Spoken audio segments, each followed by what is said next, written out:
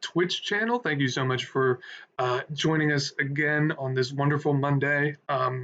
There was going to be a stream Sunday, but a little personal talk. My whole life, I've had trouble sleeping, and some nights I won't sleep, and the next day is just kind of completely fucked. And that was an issue Saturday into Sunday. Sunday I was going to stream. Sunday I was going to do this actually, and then record it, put out the video on Monday. But like when you can't sleep, like when you don't get sleep, I know we've all been there. I could not do it straight up. Um, it's been a problem. It's kind of a problem for me since a pretty long time. But yeah, shit happens. I actually had a lot of stuff I wanted to do on Sunday. I didn't get to the gym. I didn't get to stream. I didn't. I was going to make a YouTube video for my personal account about. It's mostly movies and music over there. If you're interested, Burnett Eminem on YouTube and TikTok. But I was going to see. I was going to watch past lives too. I was going to try and get to the movies maybe, but none of that happened, and that's kind of. Um, that's just what not getting sleep does to you, and it's something I've been like struggling with for a while now. So it's not something new to me. Like it's not I'm not terrible at dealing with it. It's just like, yeah, sometimes that happened, and it's always the days where you have so much shit you want to do, but here we are. I'm sorry, sincerest apologies, but we're back today, and the stream's going to be longer because right after this we are getting back to the Pokemon Fire Red Nuzlocke that we're running.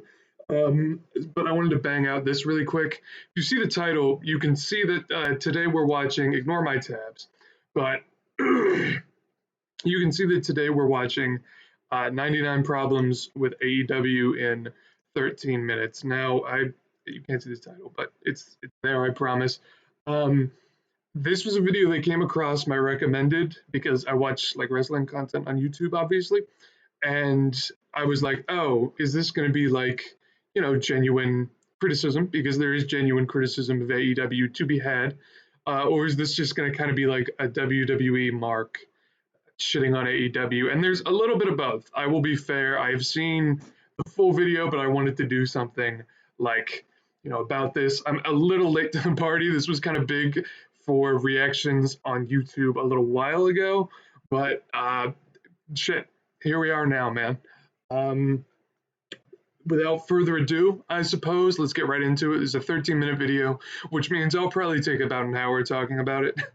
But we're balling, and let's just get right into it. We're at 0 seconds, and let's go. 1. Signing Edge to AEW was not a great decision because his presence does very little to sell tickets or boost the ratings. Here's my thing.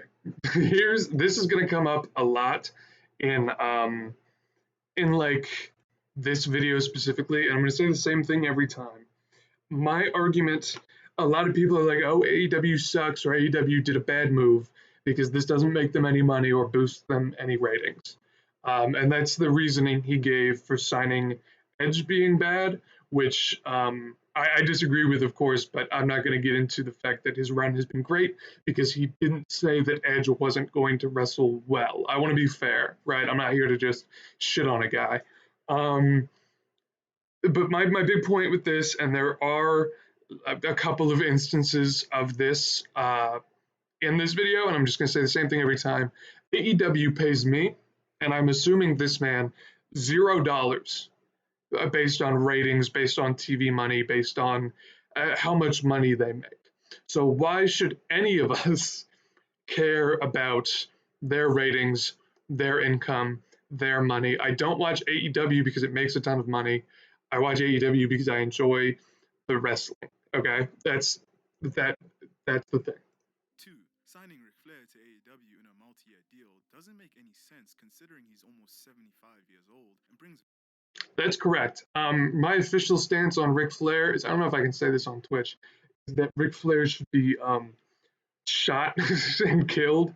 I fucking hate Ric Flair. So yeah, I would agree with this. This is very little correct. to the product.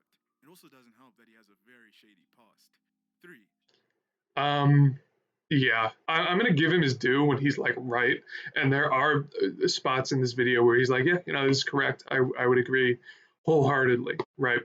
Tony Khan chastised Vince McMahon for being a sexual abuser, but then signs Ric Flair, who also has been outed as a sexual abuser, to AEW. This is selective morality. 4. True. Chris Jericho's situation, obviously, and this has only made more more headlines recently. If you've been reading the not Hulk Hogan, he's just on my screen. The Vince news recently has been very bad. Um, but yeah, I would agree. You look at Jericho, I don't think he should be in the company. Don Callis has done things poorly in the past, I believe. I don't want to say that for positive because I'm not 100% certain that that's true. Like, I don't want to condemn a guy without knowing for certain that these are allegations that were made against him. But if I remember correctly, I believe that's true. Yeah, he's correct. Tony Khan banned Hulk Hogan from AEW due to W. his racist past, but Yeah. then allows Sabu to be on AEW TV, even though he has said some very racist things. 5. What did Sabu say? Wait, what did Sabu say? I'm just gonna Google Sabu racist? Question mark. Racist comments about Taz. Oh, the N word. Yeah, yeah. That's fair. that's that's the N word. Yeah. Um. Okay, that's just about Taz. Sabu called Taz the. Yep. Nope. Not good. Not good at all. You know what? I'll give you there. Allowing Paul White to be a physical threat on AEW doesn't make sense because the man can barely move anymore. He looks like he's permanently doing the stanky leg. Paul White is not on AEW TV, nor is he a threat on AEW TV. I do question if this guy like watches AEW because I know there's a big contingent of people out there who do not watch AEW but still criticize it, and something like this kind of tells me, oh, you're not really tuned in every week because Paul White is just he's not on TV like that. 6. Signing Jeff Hardy to AEW was not the greatest move. He has proved to be more of a liability through his DUI arrest, and he Sure, doesn't move. right, sure, but he doesn't do that much. So I'm kind of like, he did just have a match with Swerve, and that was cool. That was actually low key a pretty nice match from an old guy. But hey, To the knee, like how Bruce he doesn't did. really do that 7. much, so I'm not Over reliance impressed. on older stars is a common thing in AEW as there's a constant presence and emphasis on stars that are over 50 years old. 8. Okay, two things. One, um, Christian Cage and Dusty Rhodes had a combined age of I want to say like 108 at what's it called? I was on a Dynamite, or I think a Dynamite recently. Banger match. This shit was awesome, dude. If you saw that, that was like so fun to watch. And two, um, especially recently, this has not been true. You've seen them lean a lot more into the younger guys. Look at Swerve. Look at MJF just finished up his title run. Look at I don't know how young Hangman is, but he's not like pushing 50, or he might be pushing 40, but he's not that old. I think this is something AEW has done a lot more recently that has done a lot more for the company. Here's number 8. I'm just going to listen. I'm just going to listen, and then I'm not going to interrupt, and then I'll give my take. 8. Letting CM Punk go was a big mistake as ratings are now low and AEW is struggling to sell tickets. 9. Okay. So, CM Punk obviously was a big deal. He mentions ratings again. Don't care. Just don't care.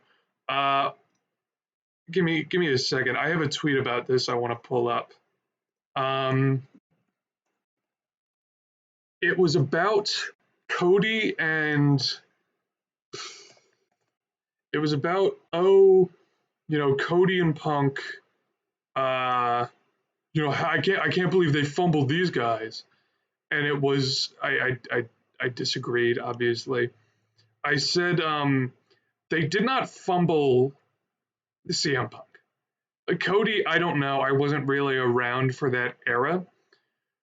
But yeah, I had a tweet that just said AEW did not fumble Punk. He was punching people. I've given my take on this multiple times, where it's like if you went into work today and you got into a fight with your coworker, you would be fired because that's what you have to do. And like Tony Khan, in my opinion, made the decision that a reasonable boss would make because at the end of the day, this is a job. He was your coworker, and Tony Khan is the boss. And if anyone else in the world goes into their job and starts a fight with someone, you're out. You're done. So I wouldn't say letting go of Punk was the problem. He has a couple of Punk like points in this video, and to that, if he makes another one, which I know he does, I'm just gonna say get the dick out of your mouth. AEW Personally, is very disorganized, as seen with them hmm. not having a ride ready for their biggest star, CM Punk, for All in London, forcing him to find his way to the stadium in a foreign country. 10. Yeah, I remember seeing that one, and that's kind of dumb to me. But uh, you can't say sorry. My head's starting to hurt. That just happens. The blue light glasses are going on. Um, you can't. No one can say if Tony Khan or AEW is disorganized because we are not in the room. We're not like I am not directly affected by any AEW organization or disorganization. I have like no idea what's going on back there. So to say with certainty that a company is disorganized is a little crazy. Tony Khan is afraid to hand his big stars losses, so he books his big stars conservatively, which is a problem. This has not been true recently. I'm going to let this ad play out really quick while I talk. This has not been true recently. You look at Jay White, who, first of all, everyone wants to say something bad about AEW. First, it was the conservative booking, and now a big star like Jay White comes in and is like not winning every single match all the time, and people are like, "Bro, you're burying Jay White, man. Like, I can't believe you're doing this." Um, this is this was a common criticism of AEW. Absolutely, but especially recently, especially with the Continental Classic, which I'm going to bring up a lot in this video, not a problem at all. Like more recently, they've not been as afraid to put top stars against top stars recently, and I've absolutely loved that. Especially on pay-per-views, you have Edge, who is a guy you would typically want to protect with Christian, who's another guy. You've got Swerve Hangman all the time. You've got Mox is over in Japan right now. You've got Eddie Bryan Danielson. Like this was a problem, absolutely, and this video was 2 months ago, so this may be before that problem was to be fixed, but uh, especially recently, that has not been something that was super wrong with AEW. Sorry, shit, it's still He muted. seems more like a bigger Sorry, problem. sorry. 11. Tony Khan's rants on Twitter are quite honestly embarrassing, and he seems more like a petulant child crying on the internet because he doesn't get his way. 12. Here's my thing. I think Tony Khan should have 4 phones all dedicated to tweeting. It's so funny whenever this man tweets. I love it. I love reading it, and it brings a lot of attention to AEW. Which, I mean, if you want to talk about ratings, that's bringing in ratings for AEW. But I never had a problem with it. I mean, you see wrestlers do it all the time. Um, he's right. This was, in I believe this was a mention of the Vince McMahon sex assault charges, and yeah, that's bad. Like AEW is pretty consistently under attack, and then more recently the Hook and Jinder Mahal feud. That was super funny because he was like right. um, like a lot of people criticized him just for being Tony Khan. I didn't see anyone really go into like, oh no, this actually is a good booking decision from WWE and a bad one from AEW. He was kind of right about that one. I didn't see a big problem with it. I thought he was spitting, but again, I just think it's funny when Tony 10. Khan Fellow tweets. YouTuber and AEW fan Tranquilo Club Oh, revealed that Tony Khan reached forgot out to about him to this. get booking advice.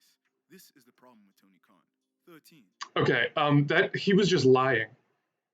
I think if you believe it, if you believe that that was true, we're losing recipes. Like society may be over if a mass of people believe that that was true. Like I enjoy Tranquilo Club's content on occasion.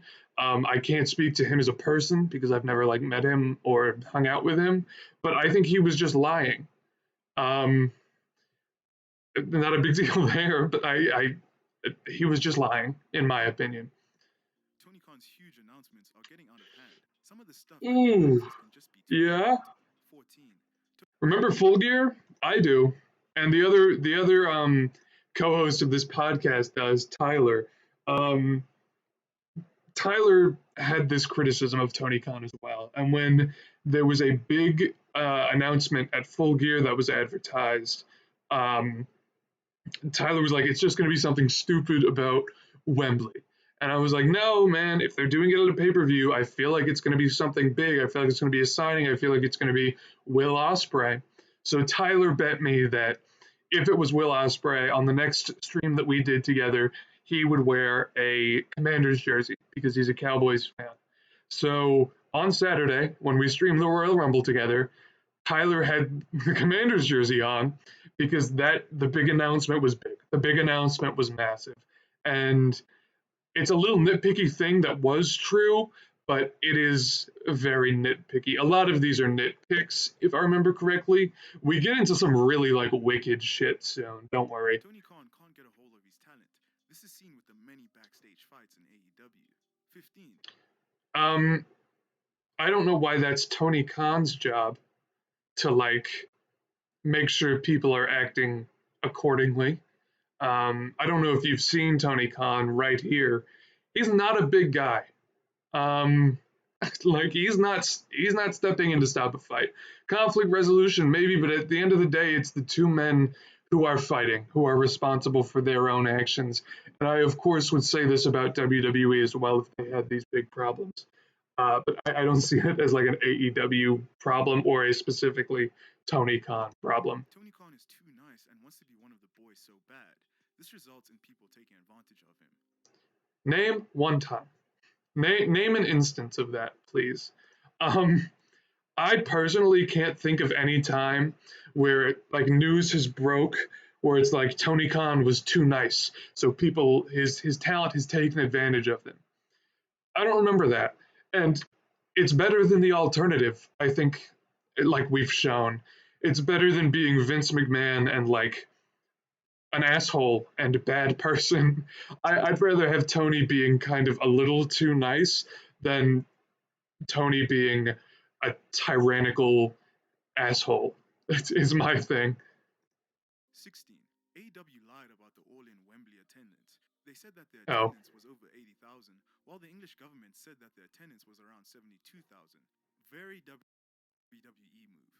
17. who cares? 3 shows is way too many shows. Everything besides Dynamite doesn't feel like necessary viewing, besides Collision once in a while. 18. I don't think that's true personally.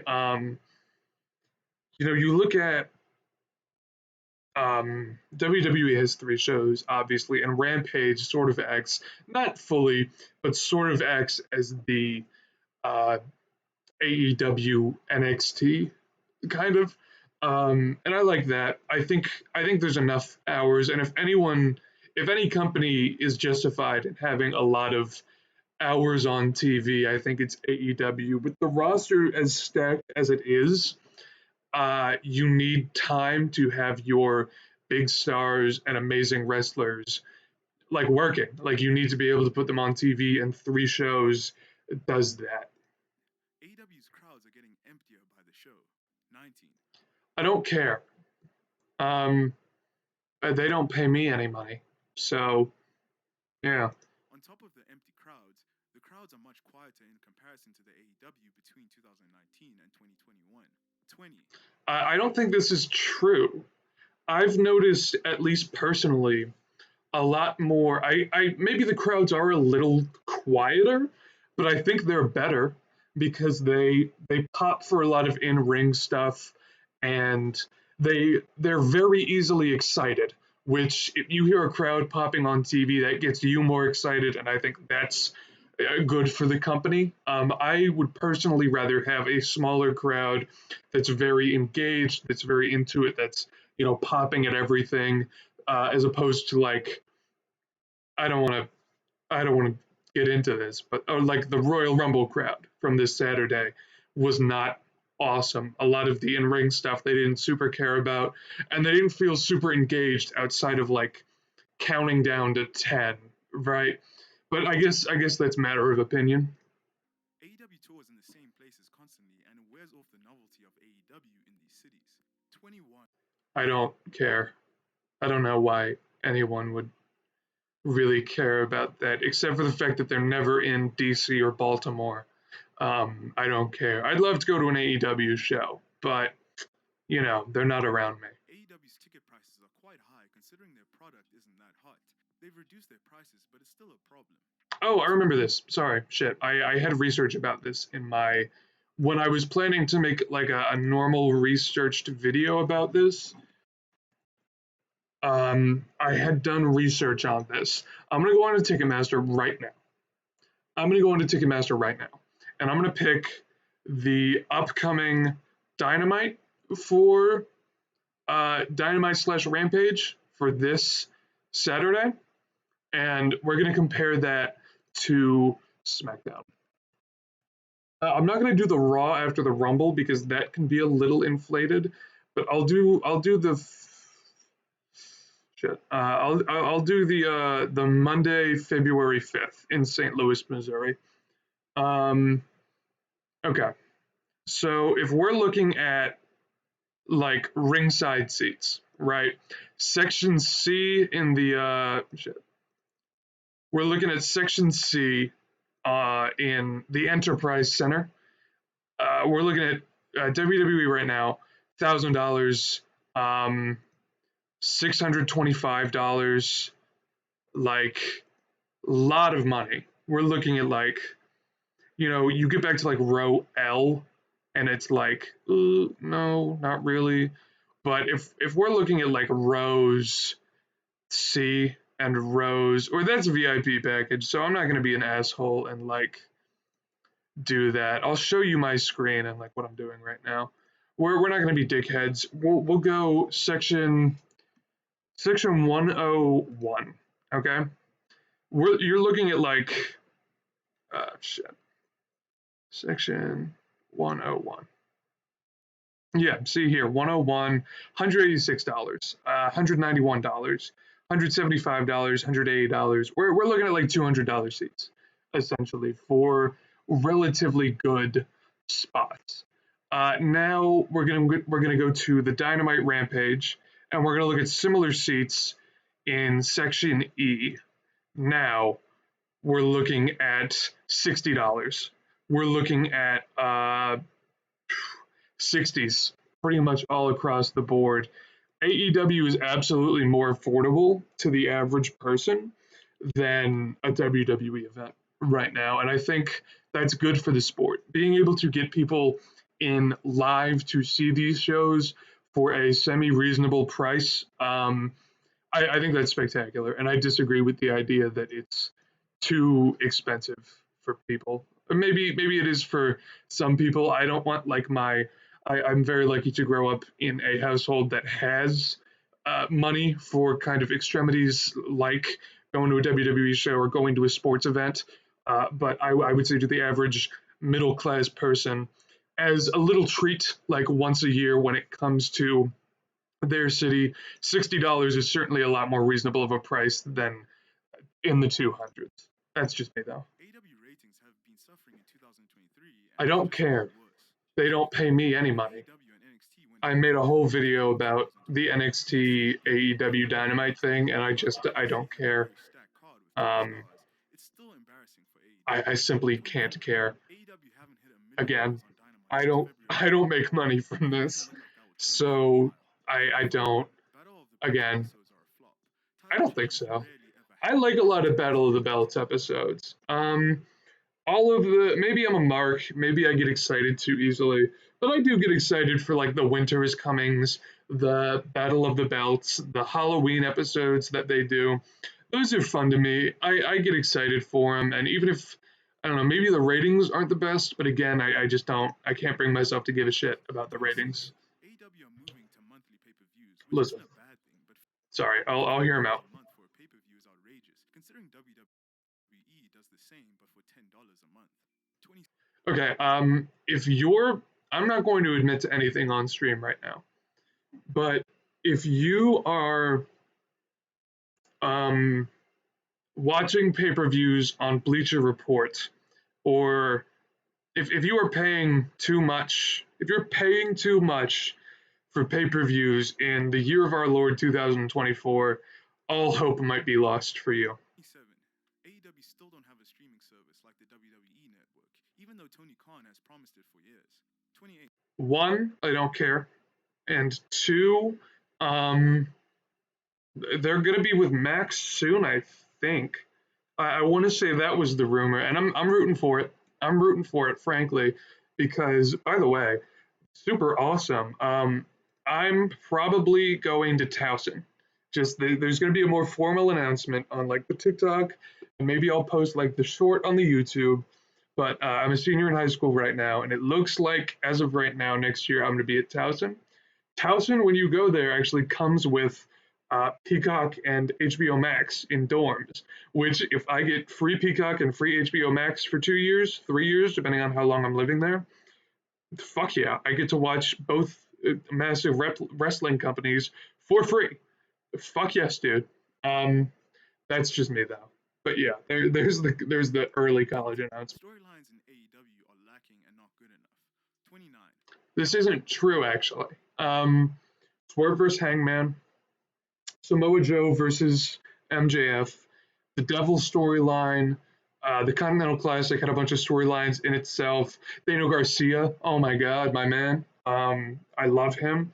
Moxley, or no, Danielson, Eddie Kingston is a great story right now. We're seeing a lot of really good stories in AEW, and to say that the storylines are not good enough, first of all, is a subjective measure, and second of all, is just in my opinion not true. Especially with the power rankings coming back soon, that's super exciting, and I think that in itself will create bigger and better storylines. Booking has no continuity. Stars get a push then disappear for weeks on end, thus diminishing their momentum. This can occasionally be true, but I okay, I guess I'll give him that one. I'll give him that. I'm not gonna be a bitch. 30. Tony Khan booked Kenny Omega vs. MJF on 3 days' notice on free TV in front of 3,500 fans and 470,000 viewers on TV. AEW could have made much more money from this match, but Tony Khan was booking just to pop a rating.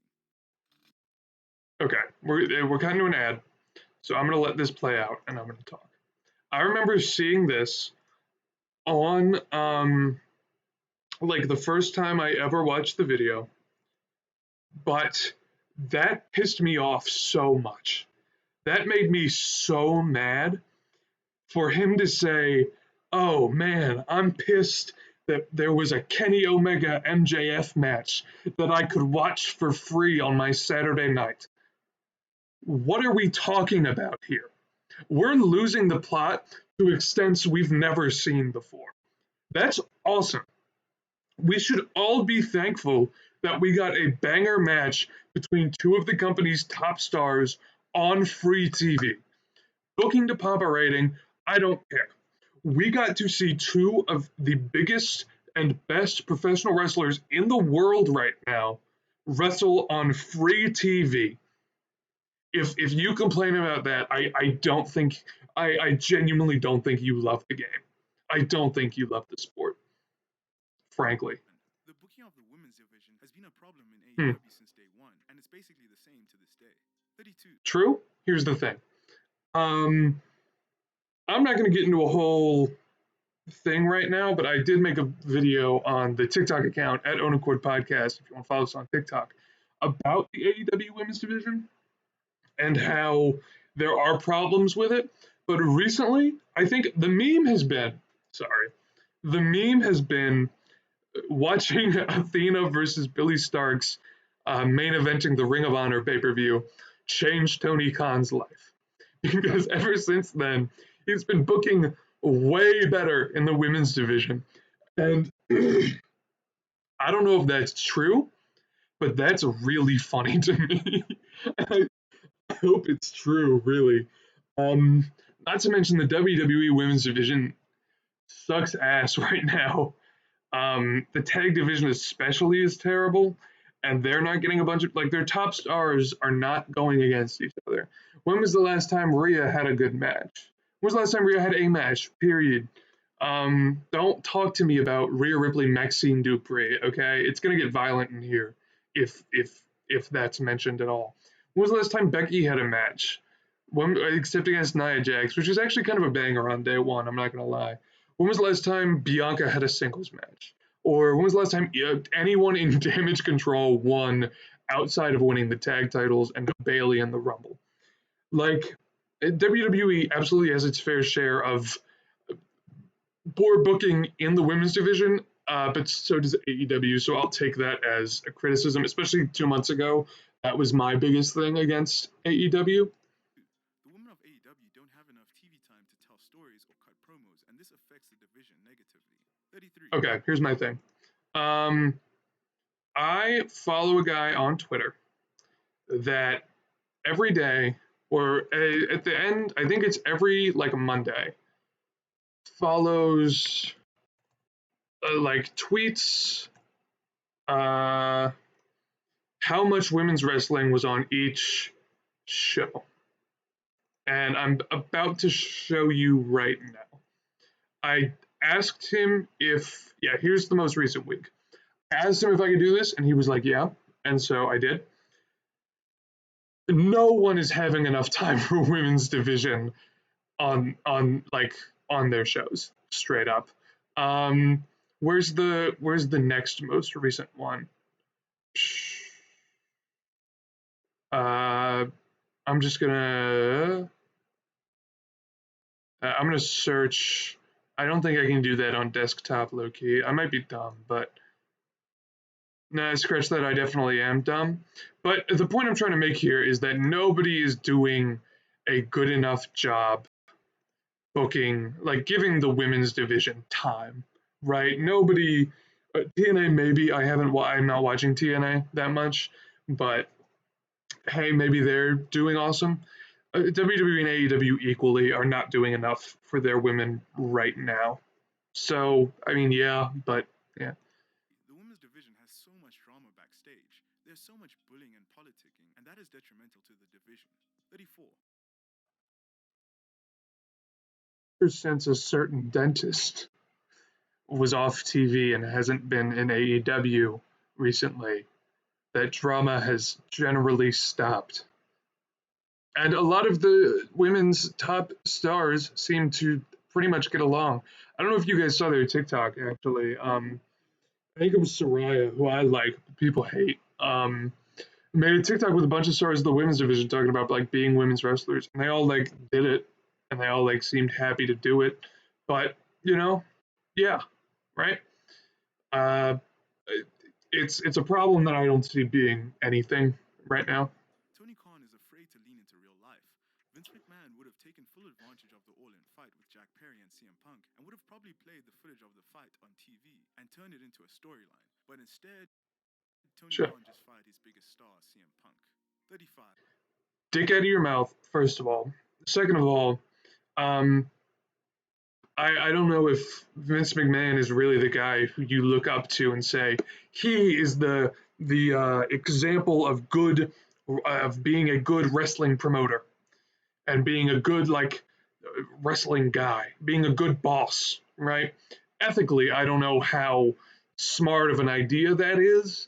And of course, the CM Punk firing I just talked about, like you had to fucking fire him. There's too much of a presence of Ring of Honor on AEW TV, considering that a large majority of the AEW fan base doesn't watch ROH. 36. Can I be respectfully messy for a moment? I don't think there's enough Ring of Honor on AEW TV. I think there should be more. I think that would be awesome. Ring of Honor has a lot of great talents, a lot of exceptional wrestlers, and I think bringing some of the Ring of Honor titles up to AEW and having them defended by actual Ring of Honor guys, which is one of the problems I have right now with Ring of Honor and AEW's relationship, would be fantastic. I don't think there's enough Ring of Honor. The whole interim champion thing is a mess. 37. I don't know, maybe. Like I wasn't really super paying attention to interim champions back in the day, but I mean, I'll take your word for it. I guess I don't The know. booking of the TNT title has been a mess. Before Nuh-uh. Christian Cage got the title had diminished in significance. 38. Yeah, that's why you put the title on Christian Cage because he's gonna bring it up to insane levels of relevance, right? The TNT title run Christian Cage is on right now is not. Well, it's probably the best of all time. Just straight up, it's probably the best TNT title reign of all time, and it's fun to be able to say that because AEW's only been here 5 years, so you could realistically remember every TNT title run that's ever happened, and that's it's so awesome. That's so special. Jade Cargill on my screen in AEW, man. But yeah, I think right now, especially, the TNT title booking is spectacular because it's on Christian Cage. Getting rid of the ranking system was a mistake because it progressed storylines and made booking sense. 39. Oh, hey, look at that. Check that out.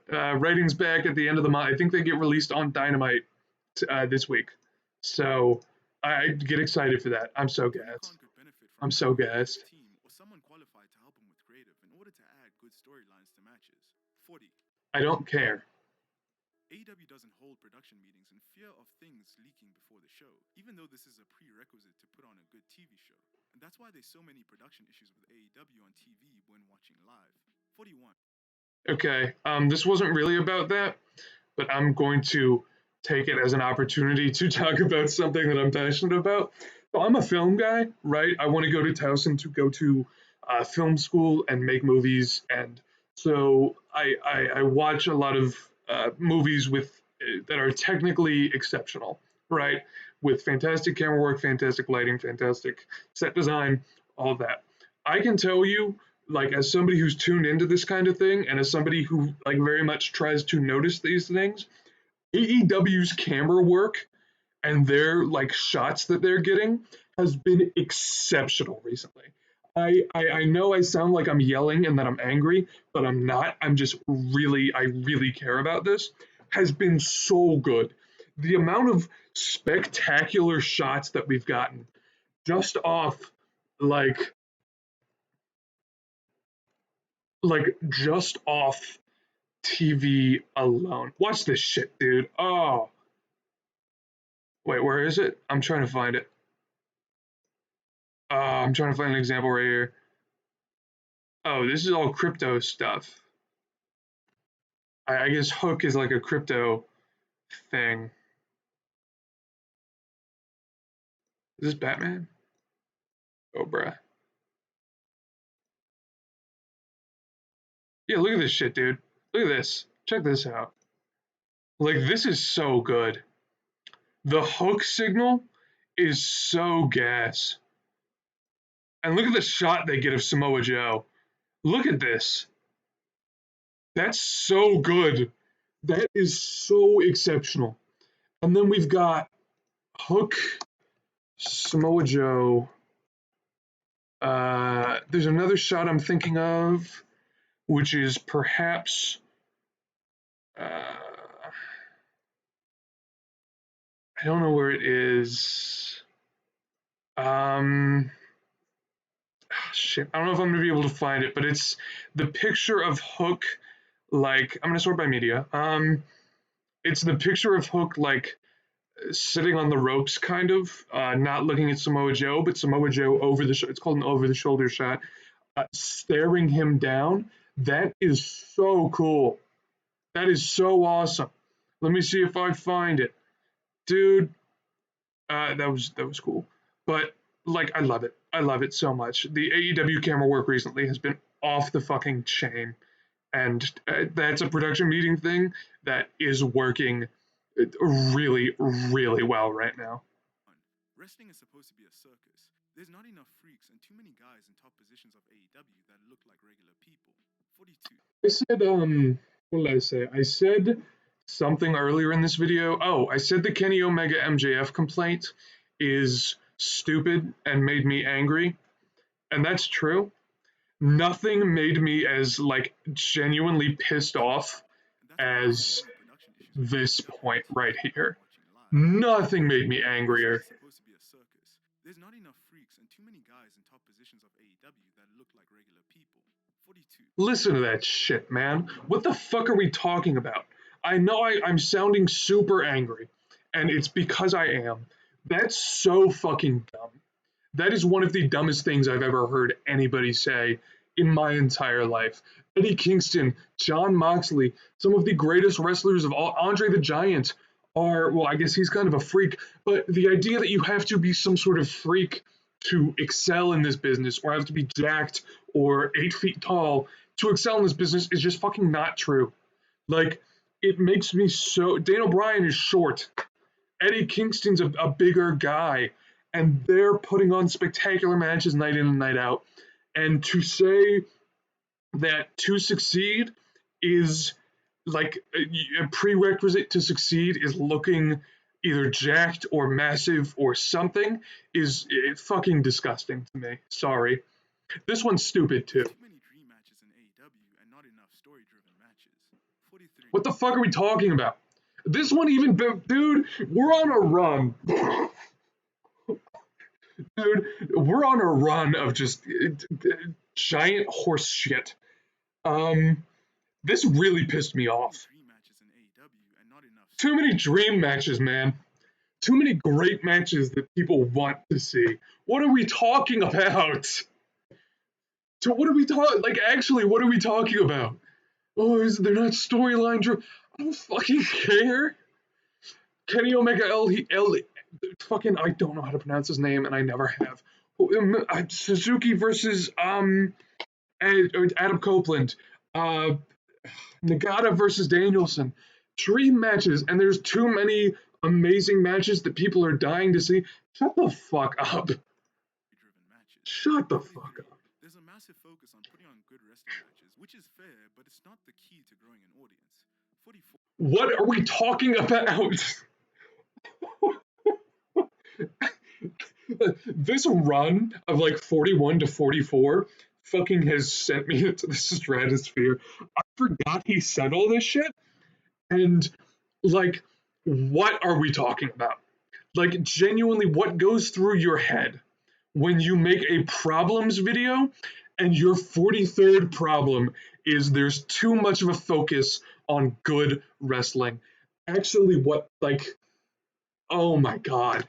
This is like genuinely beyond parody, which makes me think it is parody, but he says it with too much sincerity to like have it be parody. If I'm being duped, good, because there's so much shit that a lot of people genuinely believe in this video that makes me irate. You're seeing it right now. Fast food wrestling Ooh, game. Canadian Destroyer Fest. Shut the fuck up. Filled with insane spots designed to give the viewers a dopamine rush, but is ultimately forgettable. Filet mignon wrestling is what is needed. 45. Filet mignon wrestling is what is needed. What do you call Kingston Moxley then?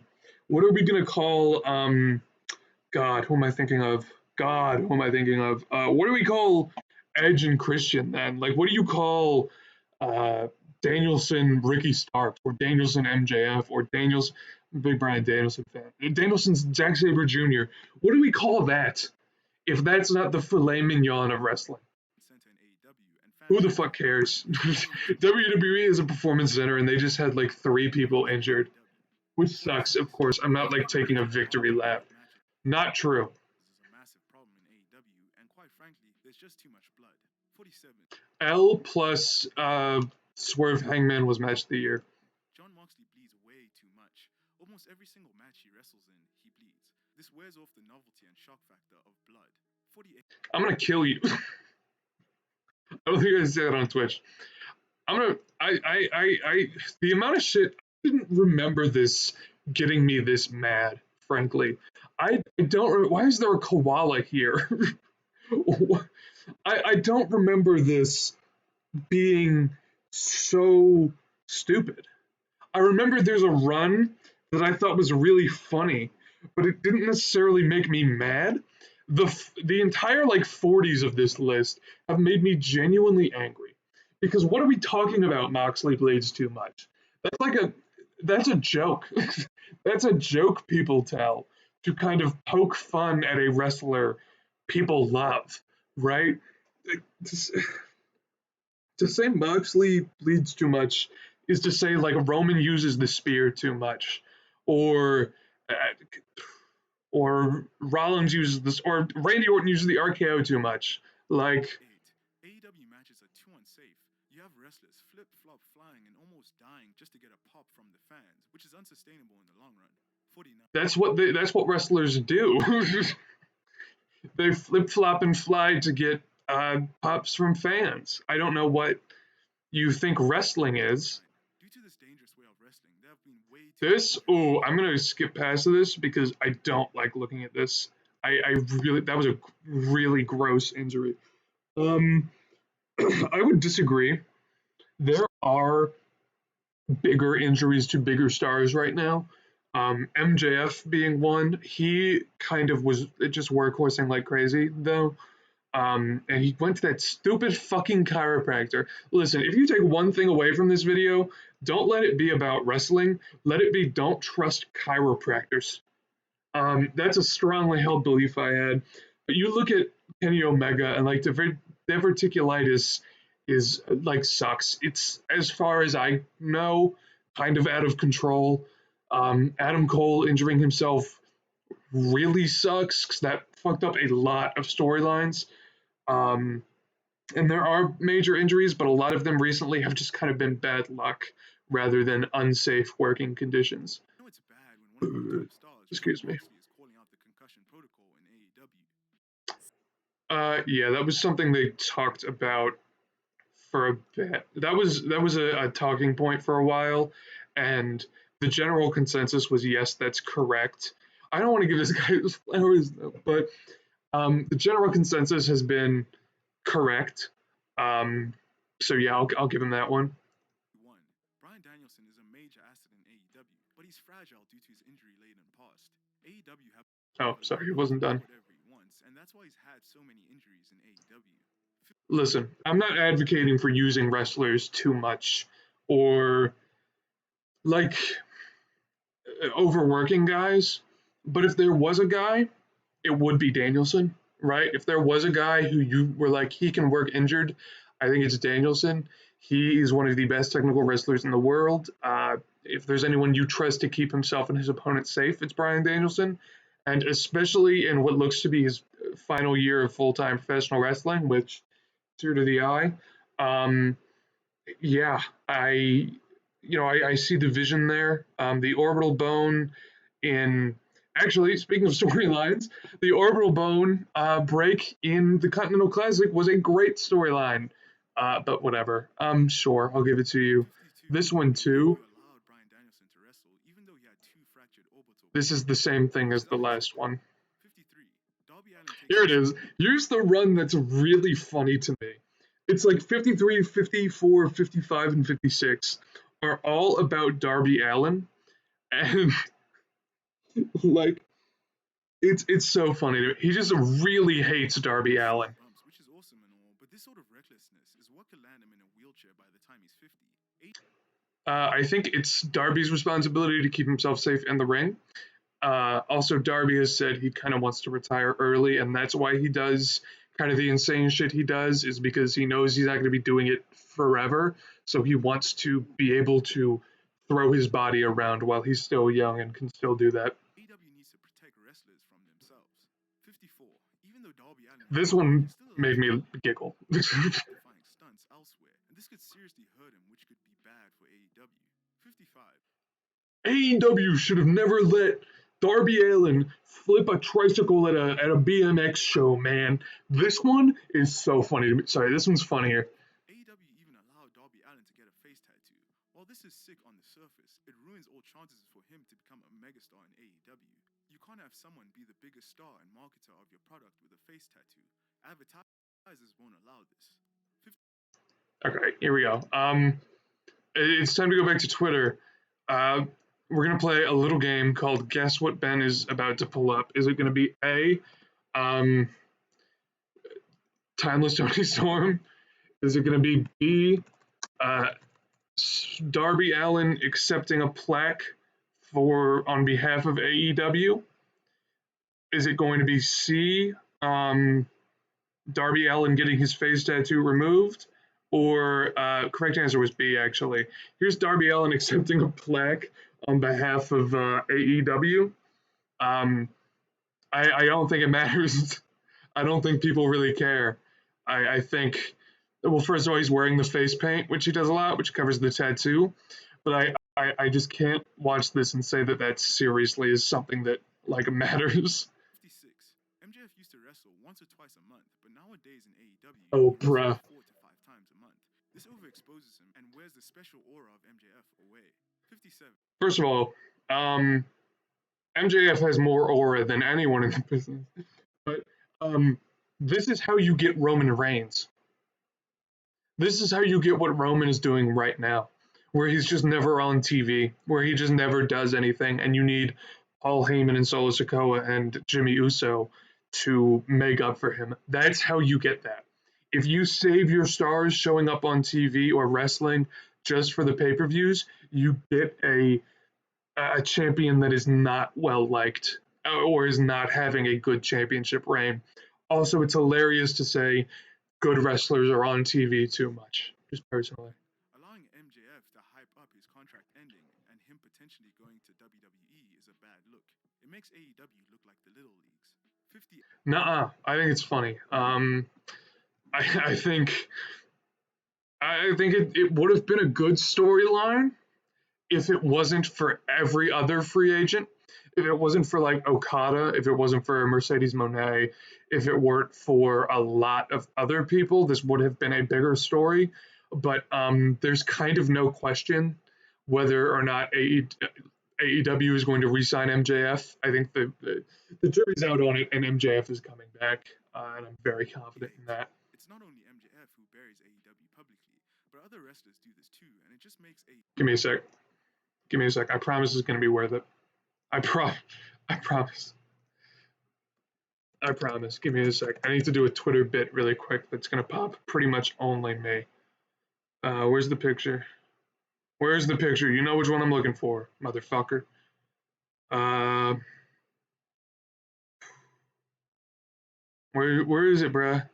I think it's right here. This is the face. I'm gonna play the clip really quick and then AEW look really bad. 59. Brian Danielson. That was the big thing. Was Brian Danielson as executive vice president just came in and was fining people for being on Twitter too much, and that's hilarious. It's funny that you would say that. Letting Cody Rhodes go was a big mistake as it left a massive hole in AEW. When Cody Rhodes left, it was the beginning of the end for AEW. 60. No, it sucks to have Cody leave, but Cody wanted to do what he wanted to do, I suppose, and he stated, especially recently, that he nobody knows why he left AEW except Cody Rhodes, and I'm inclined to believe him. Also, I don't know if you guys noticed this, but at the Rumble he did after he won, he went,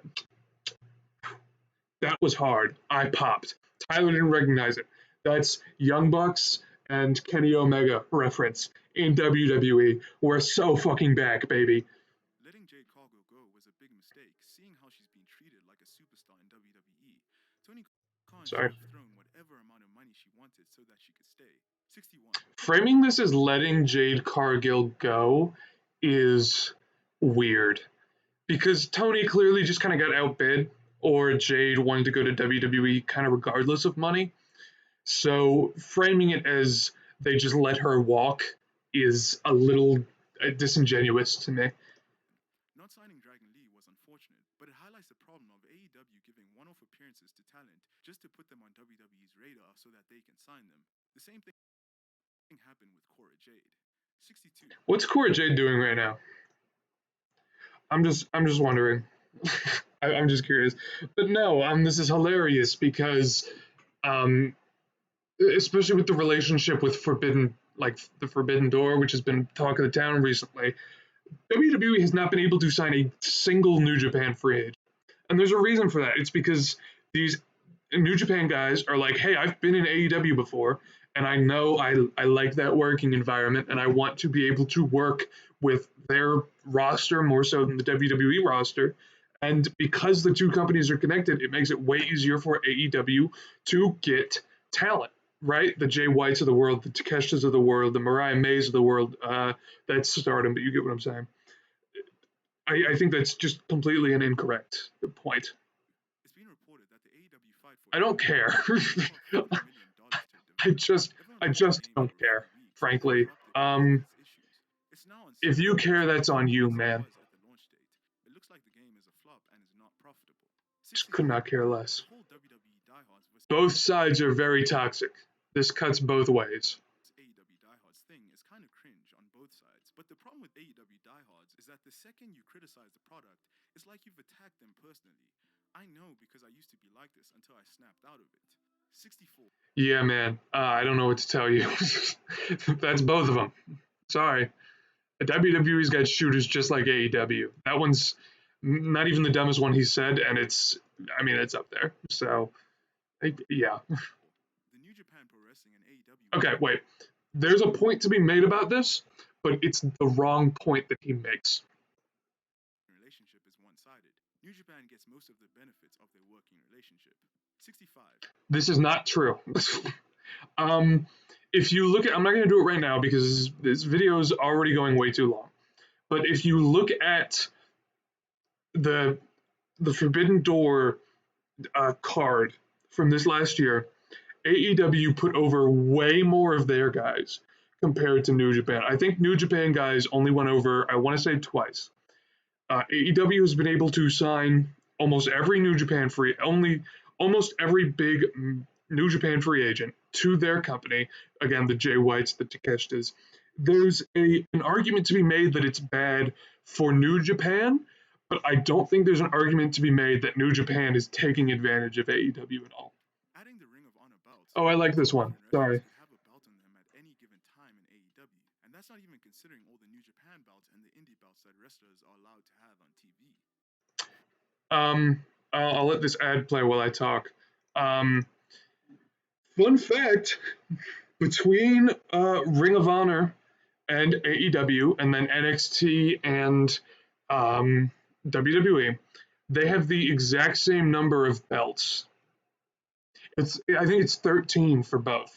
They have the exact same, like it's the exact same, and it's really funny to me. Team division used to be stacked, but now there's just a mid-tag team division and a mid-trios division. 67. Trios division's kind of mid. Yeah, I could agree with that. The Acclaimed, you've got the Bang Bang Gang actually should be able to breathe some life into it. DGFTR is there now. I don't know if they're going to be forever trios, but eh. There's obviously House of Black, who have been in the news today, but I don't know. I have no idea what they're like. The tag division I think has been solid. You know, the Ricky Starks, the Big Bills of the world, the Young Bucks are back, which is awesome. I'm very excited. The FTRs of the world. AEW was a company built on kind of tag team wrestling, especially in the beginning, and they have ventured away from that a little more. But I don't think it's fair to say that the tag division is mid. 7. This has been a problem since the early days of AEW and persists to this day. There's just too many factions in AEW. 68. I don't think this is true. The thing is, like, there's not that many really. Jericho Appreciation Society is dead. The Don Callis family is terrible, but it's there. I'll give it to you. House of Black, I think, is cool. Blackpool Combat Club is one of the best factions currently working in wrestling. Bullet Club Gold is awesome. I don't think it's a problem of too many at all. And if you want to say that a lot of them aren't good, I would disagree with that too. AEW's booking of Wardlow has been questionable to say the least. He could have been a big star, but his momentum has been thwarted way too many times. 60. I disagree. Wardlow is cool in the ring, and he's one of those freaks that he talked about that he liked to talk about, but he's not good on the mic, just straight up. Not a lot of, there's no mic skill there, and that's why I think he's been mostly with factions. With what was MJF's faction called? I'm totally forgetting. Was it just called Better Than You? I don't know, but you know what I'm talking about. Now with the Undisputed Kingdom, that's the reason, is because he can't talk on the mic at all. 69. Keith Lee used to be a big star in WWE, but now he's just another guy in AEW. 70. Okay, just because somebody was a big star in WWE does not mean they have to be a big star in AEW. Two, he had a banger feud with Swerve, if that's worth anything. He had a big match with Samoa Joe for the Ring of Honor TV title. I would disagree with the mishandling of Keith Lee. Although he is hurt now, Keith Lee, if you're watching this, if you're the viewers watching this, get well soon. Miro could have been a big star in AEW, especially with his Redeemer gimmick, but all the momentum with him has been lost due to poor booking. I disagree. Malachi Black could have also been a big star fighting for the TNT title and the World title, but he's been stuck in trios action for a while, and this is a problem. 72. I disagree. Actually, I will make the same point about him and Buddy Matthews after he's done talking about this. But he hasn't reached his potential in AEW due to him being stuck in House of Black. He was better in WWE. Sorry. 73. Here's my thing. With the news recently that came out, I don't know whether or not to buy into this, but these are the rumors that Malachi Black and Buddy Matthews won't do jobs for people, right? They won't really get pinned or put somebody else over. And that's a big reason that they've been stuck in trios and tag team action. If this is true, then yeah, that's the reason that they're mishandling them, is because they won't do jobs for people, right? If it's not, Malachi Black is talented. I like Buddy Matthews, and I think they're both doing. Sorry, I got an itch. Oh, that feels awesome. I love that. That's the reason. I mean, they're doing good in trios action right now, so I'm not going to complain too hard. Some of the best work of her career in Ring of Honor, but she should be on the biggest stage of Dynamite to showcase her talents. 74. This is true. Andrade has been mishandled in AEW. He could have been one of the biggest Latino stars in wrestling, but poor booking has prevented this. 75. He was in the Continental Classic. That's pretty fucking big. I don't know. Action Andretti scored a big singles win over Chris Jericho, but AEW haven't followed up on him, and now he's just another guy. 76. This was awesome. That was so dope. By the way, if you haven't seen that match, go back and rewatch it if you can. But that was the pops, the crowd getting so into it. I was like, hell yeah. But that's true. Yeah, they weren't really able to capitalize on Andretti. He's trying to get back over now by slamming water bottles, which I think is funny as fuck. I think that's a dub. But yeah, I sure I'll give you that. Only bringing out Abaddon to wrestle on Dynamite once per year around Halloween is ridiculous. Either fire her or feature her more. 77. Sure. Besides MJF, the rest of the four pillars are playing mainly side piece roles. It seems like the four pillars are there to hold up all the talent. 78. I don't think this is true. Of course, Jack Perry is gone, for obvious reasons. Darby Allin is undefeated with Sting. I mean, that's fucking prestigious. A lot of people really like Darby Allin. A lot of people really don't like Sammy Guevara, but I do. At worst, he's no homo, pleasant to look at on screen. And at best, I think he does some really good work with some high-flying, cool spots. And I think he's pretty charismatic. I don't think there's a lot of pop with him, but I think given the chance to kind of separate himself from Jericho, there will be. I would disagree with the assessment of the four pillars being like mid. Watching anything to do with Matt Hardy is quite honestly painful. Get him off our TV screens. That's good because Matt Hardy doesn't do shit. 79. Jeff Jarrett should not be featured on AEW as much as he is. He's a relic of the past that should stay in the past. 8. This is true, but he's not on TV anymore. So, Katsuyori Shibata almost died in the ring a few years ago. There's a reason why New Japan don't allow him to wrestle for them. Something catastrophic could happen to him at any time, but AEW allows him to do whatever he wants. 81. Sure, true. What? I forgot about this. Wrestlers, as he lets their contracts run out, he should be more ruthless in these matters. 82. Okay. So, you think firing CM Punk was a bad idea, but you also want him to fire more wrestlers. What? I'm having a little trouble understanding. If you can break it down for me a little better, that would be awesome. He thinks Tony Khan should fire more guys who are problems in the locker room or don't want to be there. CM Punk was a problem in the locker room and kind of didn't want him to be there, and Tony Khan fired him, and he's mad. I don't know. Instead of firing their biggest star and draw CM Punk, AEW should have instead fired Jack Perry for the all-in London Brawl. AEW is a business at the end of the day, and Jack Perry Real doesn't want CM glass. Punk. 83. Okay, because they pretty much did. Fired Jack Perry. He's in New Japan now. I always liked Jack Perry. I don't know. But speaking on Jack Perry's side of the situation, is he probably an asshole a little bit? Sure. Is Real Glass and Go Cry Me a River really funny verbiage that has uh, made its way into my everyday vocabulary? Yes. AEW let Stu Grayson go just to rehire him a few months later, and then let him sit at home and suck money from AEW. This is the problem. 84.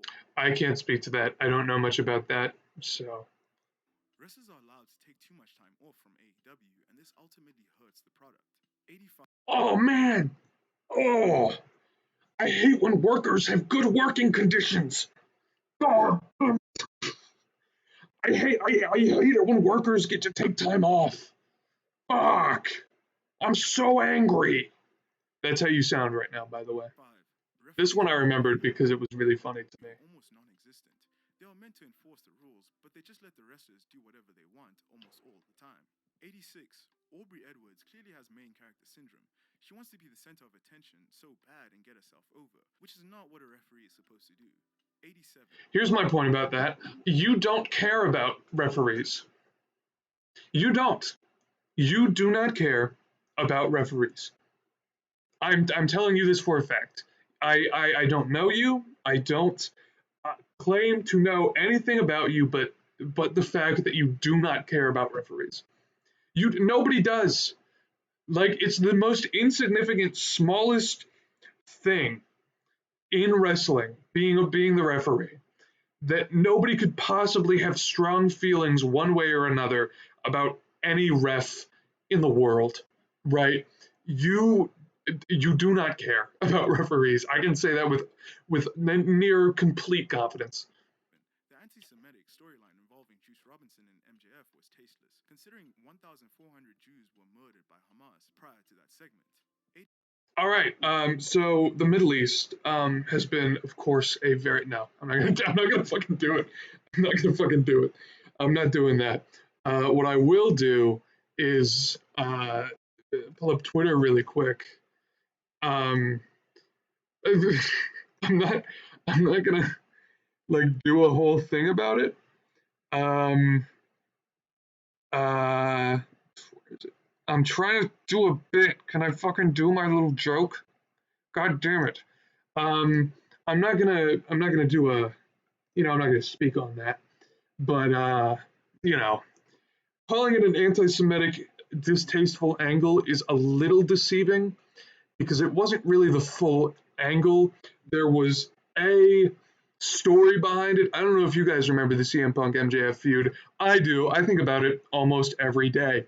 The big kind of turning point in that feud was Max telling a story about how he had quarters thrown at him as a kid and was bullied. So that was kind of a callback to that. Plus, Juice Robinson has been hitting people in the face with quarters for a while. Was it perhaps poorly timed? Yes. But would I call it blatantly anti Semitic and anti Jewish? No, I think that's kind of ridiculous and a little misleading to say that.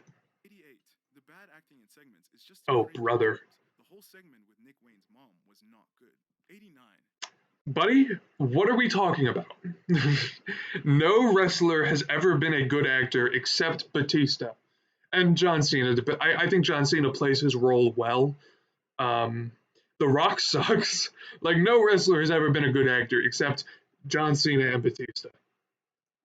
Two black men breaking into a white man's house in Virginia and cutting a promo on a baby that's unattended is so unrealistic that it's quite honestly ridiculous. 90. You're fucking lame. That was sick. That was so fun. Um, unrealistic angles. Who said anything about wrestling? Who said wrestling angles had to be realistic? Right. That's kind of the point sometimes, I feel like, where you go into kayfabe and you kind of are ready to accept that some things may not be super realistic. Not that they won't make sense, but that they won't be very realistic. Swerve breaking into his house and cutting a promo on his child was so funny, I popped. The claims are cool, but celebrating the 69th day of a title run is just plain silly. It feels kind of like a bad middle school joke at this point. Why would this incentivize viewers to tune in? 91. I was gonna do a bit where like when I was gonna make this a recorded video and not a live I'm posting to YouTube, where I cut in the Peter Griffin clip of him saying, "Oh, have you not heard?" And it's like it was my assumption that everyone had heard. And before he launches into "Bird is the word," I was gonna cut in a clip of "Everybody loves the acclaimed," and I thought it was gonna be funny, but no. So instead, I'll recreate it as best as I can The claims here. are cool, but celebrating the 69th day of a title run is just plain silly. It feels kind of like a bad middle school joke at this point. Why would this incentivize viewers to tune in? 91. Oh, you haven't heard? I haven't heard what? I was under the assumption that everyone had heard. Heard about what? The word, Brian. What's the word? Brian, don't! Everybody loves the acclaimed! Everybody loves the acclaimed, man. I do. I hope you enjoyed my tasteful Family Guy clip Before the reenactment. promo went off script and they began shooting, Edge calling Ricky Starks a vanilla midget version of The Rock is just too far. Comments like that can bury a young talent. 92. I don't care, that was fun, and Tony Khan is doing more to bury Ricky Starks than Edge did in one promo.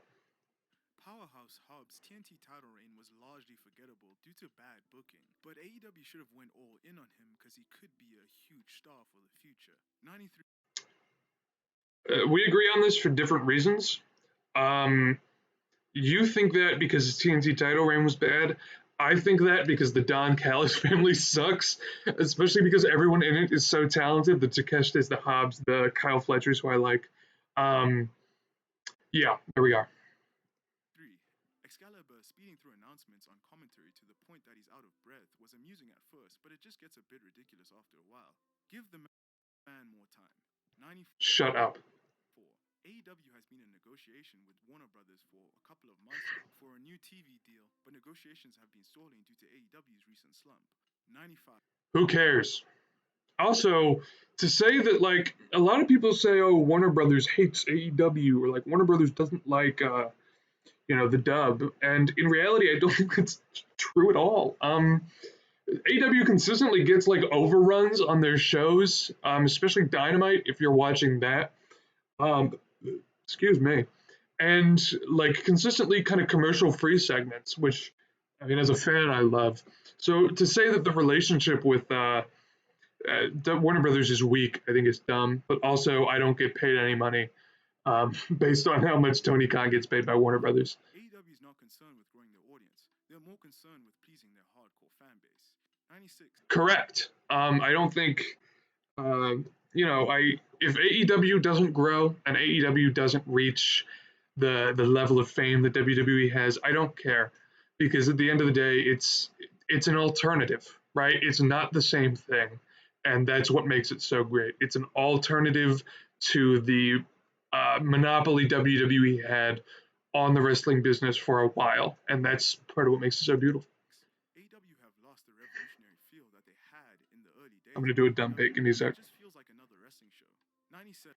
Hook versus Samoa Joe. Samoa Joe title run. Feeling restored, baby. The feeling is back. The feeling is so back, baby. Let's go. The feeling is so back recently. AEW are having an identity crisis. They used to be like, Don't you dare put timeless Tony Storm in a problems with AEW video. I don't care if you're not talking about her. I don't care if it's just a thumbnail of something else. Don't you dare. NXT on steroids, but now they are a mix of late stage WCW and 2010's TNA. 90. I can't speak to that, but I can speak to NXT on steroids. Huh? AEW is not the alternative anymore. They are conforming to the WWE way of doing things, and this is hurting them. 99. There was a time where that looked to be true, but I don't think that time is now. I don't think that's true anymore, especially with the more sports-based presentation. I don't think that's true anymore. AEW is just not the same product that we all fell in love with. Not true. I bet it's grown. So who the fuck cares? Yeah. So that was the video. Thank you so much for tuning in on stream. And if you're watching this on YouTube, again, thank you so much for watching this. Um, you can find us anywhere you want. Twitch, which is where this was originally streamed on, Own Accord Games .ttv, I guess, or TTV Own Accord Games. I don't know. YouTube, you're probably already watching it there. TikTok at Own Accord Podcast, Spotify Own Accord Podcast, and then there's one more, Twitter at Own Accord Pod or Own Accord Podcast. But thank you so much for watching on YouTube. I hope you have a wonderful day and enjoy this week of wrestling we have coming up. And I'm going to catch you.